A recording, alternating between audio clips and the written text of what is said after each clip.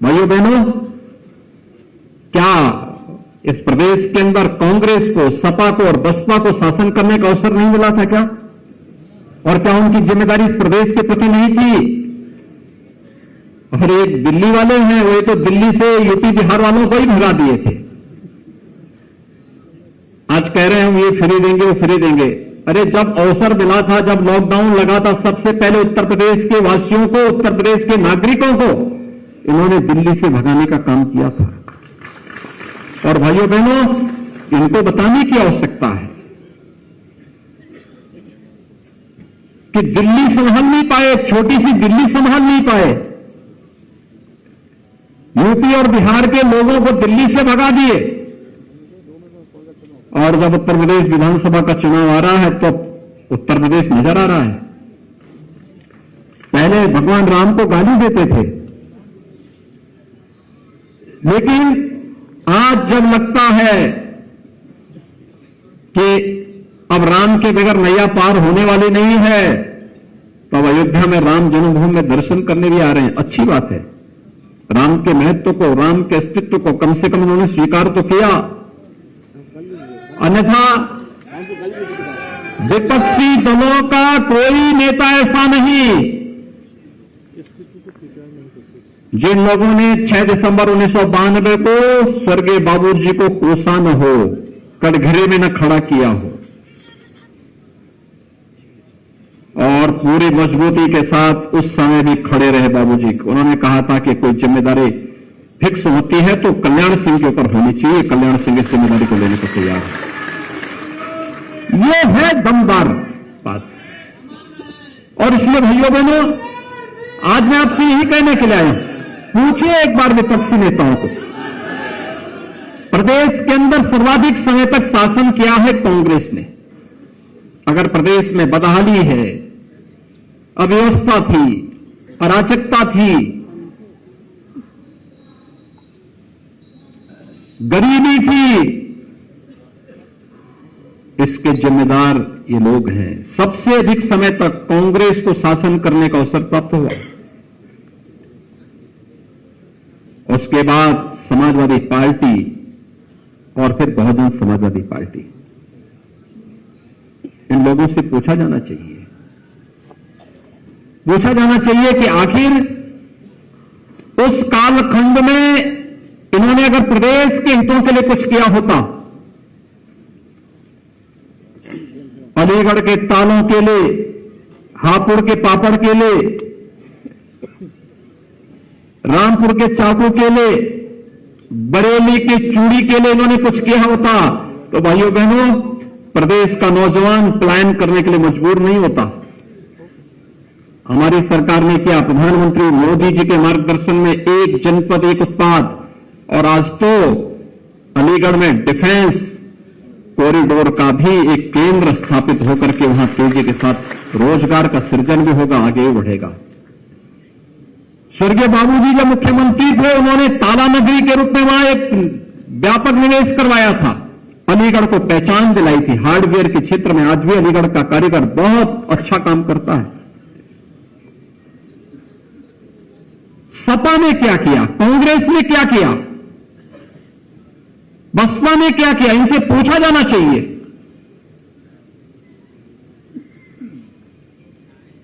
एक एक जनपद की उत्पाद को आज प्रमोट करने का कार्य हो रहा है। वहां हाथरस की हींग हो, मेरठ के स्पोर्ट्स आइटम हो, फिरोजाबाद का ग्लास का उद्योग हो, मुरादाबाद का ब्रास की आइटम हो, अमरोहा का तबला हो, यानी अलग अलग जनपद को उसको उसकी पहचान के साथ जोड़ने का कार्य हो रहा है। लाखों नौजवान रोजगार से इससे जुड़ रहे हैं, लाखों नौजवान इस प्रक्रिया के साथ जुड़ रहे हैं। विकास एक नई ऊंचाइयों तक आगे बढ़ता हुआ दिखाई दे रहा है। और इसीलिए यह कार्य पहले भी हो सकता था। विश्वकर्मा श्रम सम्मान में आपने देखा होगा, विश्वकर्मा श्रम सम्मान में परंपरागत हस्तशिल्पी और कारीगरों को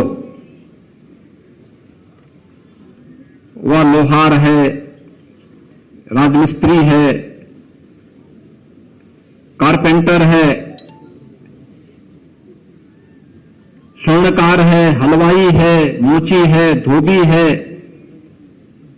यानी ये गांव में निवास करने वाला जो गांधी जी के ग्राम स्वराज की परिकल्पना को साकार करता है, इन सब के निश्चित प्रशिक्षण के दौरान निश्चित मानदेय, फिर इन्हें बैंकों के साथ जोड़ना, फिर इनको जोड़ने के साथ इनकी आजीविका को बढ़ाना, इनके स्वावलंबन के पथ पर अग्रसर करना। माटी कला बोर्ड के माध्यम से आपने देखा होगा गांव गांव में मिट्टी के दिया मूर्तियां मिल रही हैं। ये काम चीन क्यों हमें देगा? हमारा कारीगरी ये काम करेगा, हम उसको कला देंगे, हम उसको तकनीक देंगे, हम उसको डिजाइनिंग देंगे और हम उसको आगे बढ़ाने का कार्य करेंगे। गांव समृद्ध होगा, पैसा गांव में रहेगा, गांव समृद्ध होगा। यही तो कार्य सरकार ने किया है। कानून व्यवस्था की स्थिति को बेहतर किया गया तो कानून व्यवस्था की बेहतर स्थिति ने निवेश बढ़ाया, रोजगार दिया। आज हर तबके के नौजवान की नौकरी लग रही है, सरकारी नौकरी लग रही है या निजी क्षेत्र में नौकरी लग रही है। पहले क्यों नहीं लगता था? पहले ये नौकरी को एक परिवार और एक खानदान क्यों अपनी गिरवी मान लेता था? आज तो कोई नहीं कर सकता। आज तो नौकरी पूरी पारदर्शी प्रक्रिया के साथ संपन्न हो रहा है। प्रदेश का नौजवान नौकरी पाएगा, प्रदेश के अंदर अपनी ऊर्जा और अपनी प्रतिभा का लाभ देगा। आज हो रहा है। पहले गरीबों को मकान नहीं मिलते थे, जाति देखी जाती थी, क्षेत्र और मजहब और मत देखा जाता था। आज तो 4.5 वर्ष में 43 लाख से अधिक नौजवान, 43 लाख से अधिक परिवारों को हम मकान दे चुके हैं, एक एक आवास उपलब्ध करा चुके हैं।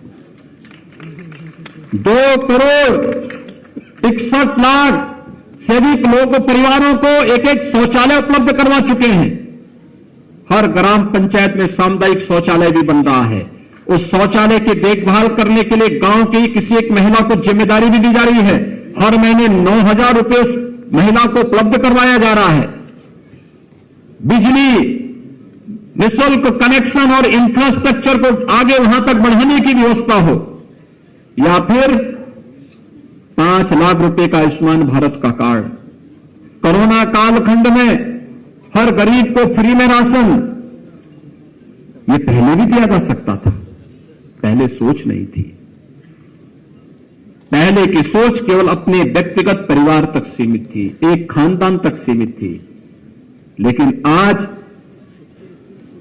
पूरे प्रदेश को ही परिवार मान करके कार्य किया जा रहा है। पूरे देश को परिवार मान करके प्रधानमंत्री जी मार्गदर्शन भी देते हैं, नेतृत्व भी देते हैं और पूरे देश को परिवार मान करके शासन की योजनाओं का लाभ दिया जा रहा है। यही अंतर है और उस अंतर को एक एक नागरिक तक बताना की आवश्यकता है। पहले होड़ लगती थी। किस बात की होड़ लगती थी? होड़ इस बात की लगती थी कि कौन कितनी अवतार की पार्टी दे देगा, सरकारी आयोजन हो जाए। आज तो नहीं होते। अगर हमारा सेकुलर स्टेटस है तो सबके लिए समान होगा। पहले पर्व आते थे, होली आती थी, दीपावली आती थी, विजयादशमी आती थी, दुर्गा पूजा आती थी, जन्माष्टमी आती थी, शिवरात्रि आती थी, रामनवमी आती थी, कर्फ्यू लग जाता था। पर्व और त्योहार मनाने ही नहीं देते थे। एक तरफ कर्फ्यू, दूसरी तरफ प्रशासन का डंडा। आस्था को कैद करके रह जाते थे। आज तो ऐसा नहीं। आज तो आपकी आस्था के सामने कोरोना भी पस्त हो गया है। आपने देखा होगा जैसे विजयादशमी आई, कोरोना समाप्त, बड़े भव्यता के साथ विजयादशमी के आयोजन हर जगह हुए। दीपावली आ रही है, कोरोना लगभग समाप्ति की ओर और पूरी भव्यता के साथ दीपावली का आयोजन हर्ष उल्लास के साथ, उमंग के साथ हर प्रदेशवासी मनाएगा। भाइयों बहनों, हमें देखना होगा। पहले पहले जो लोग थे वे क्या करते थे, कैसे करते थे, किस मानसिकता के साथ कार्य कर रहे थे। अभी मैं देख रहा था औरैया में हमारे लाखन सिंह राजपूत जी आए हैं, वहीं के हैं। एक विज्ञापन चला सपा का कि मैं आ रहा हूं, और वहां पे समाजवादी पार्टी के एक पदाधिकारी ने वहां 8 लोगों का अपहरण करके जबरदस्ती वसूली करना शुरू कर दिया। तो लोगों ने कहा, क्या विज्ञापन का मतलब यही है? उन्होंने कहा, हाँ, मैं आ रहा हूं का मतलब अपहरण, गुंडागिर्दी, लूटपाट, अराजकता, प्रदेश के अंदर अव्यवस्था और दंगाइयों को फिर से प्रोत्साहन कर देना। भाइयों बहनों, ये नहीं हो पाएगा। प्रदेश अब बदल चुका है। याद करिए, हमारी सरकार आई 2017 में, हमने पहला काम क्या किया? किसानों का कर्ज माफ किया। मैं बहन और बेटियों की सुरक्षा के लिए एंटी लोगो स्क्वाड का गठन किया। प्रदेश के लिए हम लोगों ने नई नई स्कीम के साथ हम आगे बढ़े थे। और समाजवादी पार्टी की सरकार 2012 में जब बनी थी, उसने क्या किया मालूम है? पहला काम क्या था? राम जन्मभूमि पर आतंकी हमला करने वाले आतंकवादी के मुकदमे को वापस लेने वाली कार्रवाई को प्रारंभ करना। और दूसरा कार्य उस सरकार में हुआ था कोसी कला का दंगा। और जो सिलसिला शुरू हुआ अंतहीन सिलसिला था। हर तीसरे दिन एक दंगा, हर तीसरे दिन एक दंगा। कोई पर्व और त्योहार नहीं मना सकते थे, कोई अपने को सुरक्षित नहीं कर सकता था। और ये तो समाजवादी पार्टी के साथ चस्पा है। 2005 की घटना है। मैं एक बार अलीगढ़ में गया था। अलीगढ़ में रामनवमी के दिन एक दंगा हो गया था, और तब भी मैं देखता था कैसे समाजवादी पार्टी दंगाइयों को प्रश्रय देती है। भाइयों बहनों, इन राजनीतिक दलों के वास्तविक चरित्र को समझने की आवश्यकता है। और आप अपने समाज के प्रबुद्ध हैं। कोई एमपी है, कोई एमएलए है, कोई जिला पंचायत अध्यक्ष है, कोई ब्लॉक प्रमुख है, कोई जिला पंचायत का सदस्य है, कोई किसी बोर्ड और निगम का चेयरमैन है, कोई ग्राम प्रधान है, कोई क्षेत्र पंचायत समिति का सदस्य है, कोई किसी विद्यालय का प्रबंधक है, कोई समाज में अलग अलग क्षेत्र में छोटा और बड़ा उसका दायरा हो सकता है, कम या ज्यादा दायरा हो सकता है, लेकिन हर एक क्षेत्र में आप नेतृत्व देने वाले हैं, समाज के जागरूक प्रहरी हैं। तो समाज को अवगत कराने की जिम्मेदारी भी आपकी है। ये प्रदेश स्तर का सम्मेलन है। इतनी भारी संख्या में आप लोग आए हैं, कितनी भारी संख्या में, मुझे लगता है पूरा चारों तरफ भरा हुआ है। इस सभागार को इस रूप में भरा हुआ मैंने इससे पहले नहीं देखा।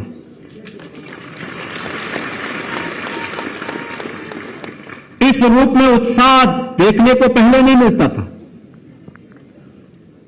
लेकिन स्वर्गीय बाबूजी के संस्कार, वीरांगना अवंती बाई की राष्ट्रभक्ति और भाइयों बहनों, उस परंपरा को आपके वर्तमान नेतृत्व जिस रूप में आपको आगे बढ़ाने का कार्य कर रहे हैं, आपकी जिम्मेदारी बनती है एक एक परिवार के पास, एक एक गांव, एक एक परिवार के पास जाकर के अवगत कराना। और अभी से तैयारी, 2022 की तैयारी, ये चीजें अगर हम लोग करते हुए दिखाई देंगे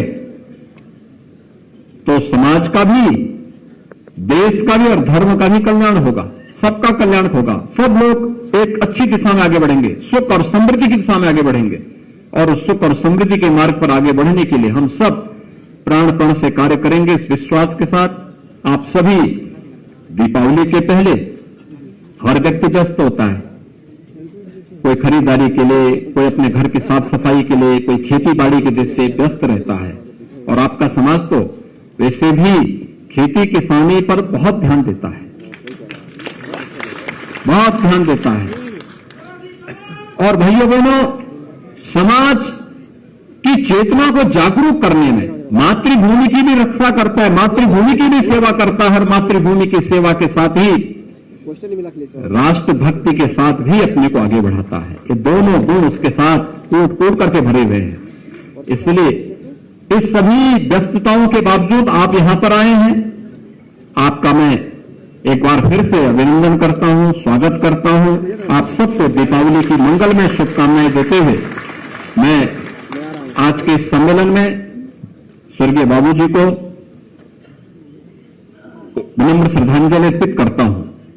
वो आज हमारे बीच में नहीं, लेकिन उनका कृतित्व निरंतर एक नई प्रेरणा प्रदान करता रहता है, एक नई प्रेरणा, एक नई ऊर्जा देता है, और उस ऊर्जा के साथ सभी को जोड़ने की आवश्यकता है। आप सबके प्रति मेरी शुभकामनाएं। धन्यवाद। जय हिंद।